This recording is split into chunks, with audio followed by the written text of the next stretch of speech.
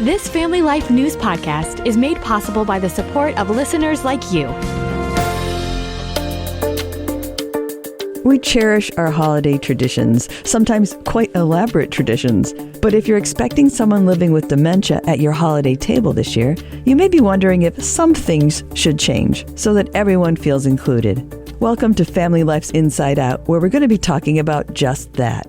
I'm Martha Manikas Foster. My guest today is Phil Shippers. He's with the Alzheimer's Association.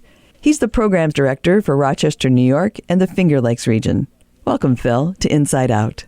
Thank you for having me, Martha. Phil, I'd love it if you'd start us out by laying some groundwork for us, by describing how a person with dementia might react to holiday gatherings. I know a lot of us thrive on the sparkles and the laughter and the change in schedules that's wrapped up with the holidays. But how can all of this impact someone in cognitive decline? And are there parts of the celebrations we should adapt or just do away with if we want to make our times together more pleasant for everyone?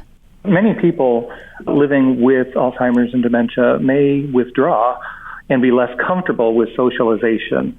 Some, of course, will relish seeing family and friends, and everyone, acts a little bit differently. Mm-hmm. But in general, as the disease progresses, people become more withdrawn. Even though everyone is different, realize that people living with dementia are changing, even if they seem to be themselves. Uh-huh. They may be feeling anxious or embarrassed. Mm-hmm. Is it somewhat an embarrassment that they don't remember, so don't put them on the spot? Absolutely. So we want to avoid situations that could be embarrassing to the person living with dementia. We always want to preserve dignity. We have to realize that, due to the changes in the brain, the person is trying to interpret their environment. So being part of a social event may be upsetting or confusing or stressful. Mm-hmm. So seeing things that they've seen many times, or most of us feel like they should recognize, and them not recognize that, they feel bad about it because there's an expectation that they should know what's going on. Would that be fair? Absolutely. Yeah. And there are things that we can do about that. Okay, please, yes. So one of the suggestions that we make is that when people approach the person living with Alzheimer's or dementia, that they introduce themselves. And it doesn't have to be formal or stuffy. You can just make light of it, saying, oh, this is your favorite grandson, mm-hmm. Patrick, or I'm your long-lost daughter from Tennessee. Mm-hmm. You can kind of put things in context by how you phrase your greeting. Mm-hmm. That puts the onus on the person who is not going through those kinds of changes. Absolutely. Yes. Now, if people with dementia feel overwhelmed by part of the holiday celebrations, and, we're talking about this ahead of time, what can we do instead to mark the important days but not do the part that might make it confusing or embarrassing? Are there ways that might be more pleasant for people with dementia? Sure. I think the biggest thing is to be flexible and perhaps to change our expectations. Instead of always doing what you've always done, maintaining, family traditions, maybe it's time to start new traditions. Maybe we try new things. And we want to do this to reduce commotion, to reduce noise and activity, to make the person living with dementia feel more comfortable. So we can do things like engaging the person living with dementia in some of the, traditional holiday activities, such as baking or cooking or wrapping packages or decorating. Engage them in the activities which they enjoy mm-hmm. and are able to participate in. Now, we may want to look at things that might be taxing to the individual. So maybe instead of going to church, maybe you attend church virtually, mm-hmm. or maybe you have a holiday brunch instead of a dinner late in the evening. So, things that we can do to still maintain that festive environment, but to make things a little bit easier. One of the things that we want folks to keep in mind is that it's best to keep the person living with dementia on their own schedule. Mm-hmm. So we want to make it easy for them to take a break. We want to consider having smaller gatherings. Families can get boisterous, Yes. Especially mine. So instead of having one big party, maybe you want to have, a few smaller gatherings. Yeah. We also want to consider assigning a companion, perhaps, to the person living with Alzheimer's and dementia. That person might be able to provide some cues to the person living with dementia about, who people are Right. or what's happening. Maybe there's a game or an activity going on that might need some explaining. It's also an opportunity to really keep track of how the person might be feeling. They might be feeling overwhelmed. They might be feeling anxious, or they simply might be withdrawing. It might be too much stimulation. Mm-hmm. And it's good to have somebody keeping track of that. What great ideas. And when you're talking about the baking, that would be perfect for doing in a smaller group ahead of time, rather than if you always had everybody come over and did a big gingerbread party contest or something like that. You could be doing this with one or two people, doing baking in the kitchen with your relative who's in cognitive decline. And that way you're still making, you're still baking, you're still doing something festive, but you can certainly have a good time with a few people rather than a large group. Absolutely. And the important thing there is that the person is involved. Our enjoyment of the holiday doesn't go away. We just have to experience it in different ways. And cooking is such a great example because it involves so many of our senses being involved in the cooking and baking process. Mm-hmm. So that certainly is a wonderful holiday tradition to involve your loved one in. Mm-hmm. When you talk about not changing the schedule, I wonder about also location. Is it better to bring in a small group to the home of the person who has Alzheimer's or is in dementia because that's their place? They know where the forks and the spoons are, where the restroom is, where the kitchen is. Or is it better to take them out of that environment and then just bring them home? I guess I don't know which one would be better in order to keep a familiar environment for someone.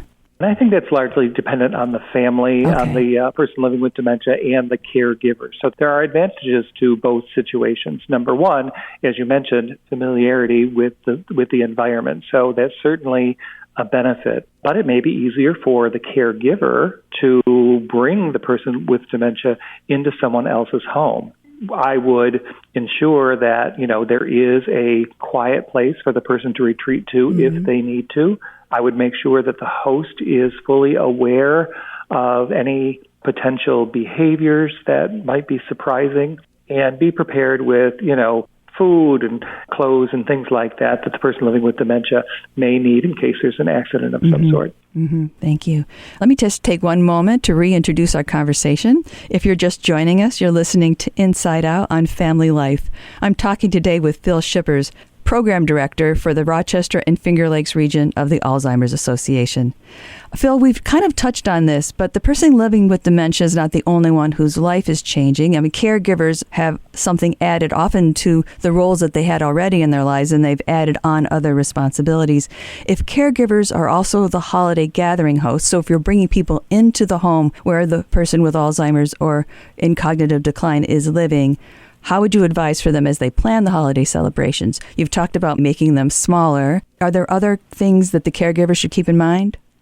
Certainly. And I think caregivers by nature tend to put other people first and may take on too much or overextend themselves. So I think the biggest thing is to only do what they can manage. It's okay to pass on traditions and do things in different ways. So maybe if you make the roast turkey, maybe you pass that on to another generation in the family to do. Maybe you have the meal catered if you're able to, or maybe you have a potluck. Ask everyone to bring their favorite dish. Just things to lighten your load for the day because there's so many different things to do. Certainly scaling down the celebration is an option. And we have to remember that the important thing is bringing people together. So it's okay to start new traditions. That may require us to change our expectations, and that's okay too. So again, it's being conscious of how much we do and are expected to do and making good decisions around how much we are able to manage. So simplify in anticipation for how exhausting it will probably be. People who are not also caregivers become quite exhausted at the holidays. To go into that with many more responsibilities emotionally and physically of being a caregiver may mean that this is the year that we do one of those things that kind of streamline the festivities but still have people come together to celebrate what you're all there to celebrate. Am I hearing you? That's a wonderful summary, and I'll add to that Okay. We may want to be strategic too. So, maybe instead of back-to-back activities throughout the evening, we decide to watch a family movie, or maybe we share photographs of, prior Christmases, or maybe we sing carols or something like that. But by doing a little bit of strategic planning, we can build in breaks, which are so necessary. Sometimes we just need a moment to ourselves just to kind of collect ourselves. So by offering to watch a holiday movie could be an opportunity for someone to kind of mentally check out for a little while and kind of refresh themselves. Yes, right. So I guess one more question, and we've kind of covered our expectations and our hopes and how we set things up well, we hope, for the person with Alzheimer's or with cognitive decline in other ways, and also for the caregivers. But for those of us who may not be either one of those, if we're simply fellow guests and we want to be the best fellow guests or grandchildren or sibling to someone who is in cognitive decline, are there things that we should keep in mind as fellow guests when we're at a festivity that includes someone with Alzheimer's?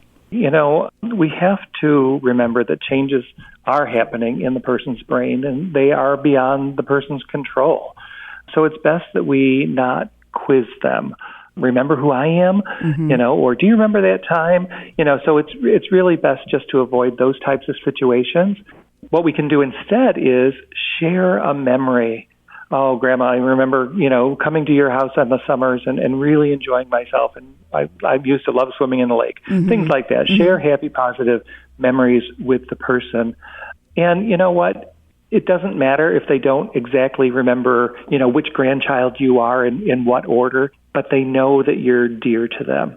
So don't be offended if, the person isn't able to remember your name. That's okay. They still love you. They still want to be around you. Those are such wise words. In a sense, we have to get over our own potential hurt to remember that the best thing is that we're loving them and that they're feeling loved. Absolutely. And, one other point I want to make is that we're all humans. So we don't always say and do the right things. My own parents had Alzheimer's, and I can't tell you the number of times I started a conversation with, have you seen so-and-so, or do you remember? That's just human nature. So give yourself some grace as well. And just be as positive and really enjoy the moment as much as you can. Oh, wow. What wonderful words to end on. Thank you so much. Thank you, Phil, for joining me here today on Inside Out. Oh, yeah, I'm happy to be here. And I'll just point out that we do have a 24/7 helpline that anyone can call day or night if they have questions or need, guidance or need support. That number is 800-272-3900. Again, that's the Alzheimer's Association 24/7 helpline. Even during the holidays, it will be available at 800-272-3900. That's very valuable. Thank you so much. My guest has been Phil Shippers, Program Director for the Rochester and Finger Lakes region of the Alzheimer's Association. You can connect with the Alzheimer's Association for resources and help by using that number or by going to alz.org. I'm Martha Manikas Foster with Inside Out on Family Life. Thank you for listening to this Family Life News podcast. If you've been encouraged by what you've heard, please share it with others and click the subscribe button to automatically receive future episodes. Family Life is a listener-supported ministry. Podcasts like this are made possible by your financial partnership. Find out more at familylife.org.